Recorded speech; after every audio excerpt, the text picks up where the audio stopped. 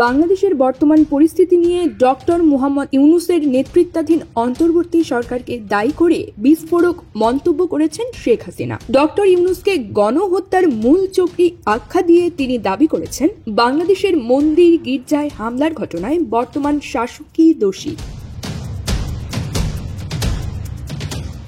সম্প্রতি নিউ ইয়র্কে আওয়ামী লীগের একটি সমাবেশে ভার্চুয়ালি অংশ নিয়ে বক্তৃতাকালে তিনি এই মন্তব্য করেন। তিনি বলেন, বাবা শেখ মুজিবুর রহমানের মতো আমাকেও হত্যার পরিকল্পনা করা হয়েছিল। আজ আমার বিরুদ্ধে গণহত্যার অভিযোগ তোলা হচ্ছে, অথচ মূলত মোহাম্মদ ইউনূসই ছাত্র সমন্বয়কদের নিয়ে সুনিপুণ পরিকল্পনার মাধ্যমে গণহত্যায় লিপ্ত ছিলেন। তারাই ছিলেন মাস্টার মাইন্ড।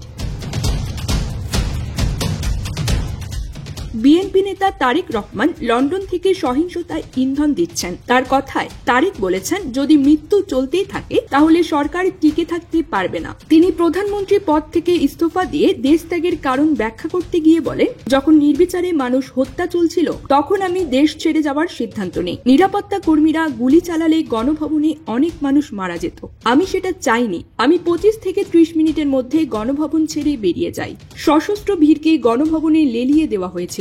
শেখ মুজিবুর রহমানের মতো আমাকেও হত্যার চেষ্টা করা হয়েছিল। বৈষম্য বিরোধী ছাত্র আন্দোলনের জেরে গত 5 আগস্ট প্রধানমন্ত্রীর পদ থেকে ইস্তফা দেন শেখ হাসিনা। এরপর থেকে তিনি ভারতে অবস্থান করছেন। বর্তমানে তিনি দেশের বর্তমান অবস্থা নিয়ে বিভিন্ন আন্তর্জাতিক মঞ্চে বক্তব্য দিয়ে চলেছেন।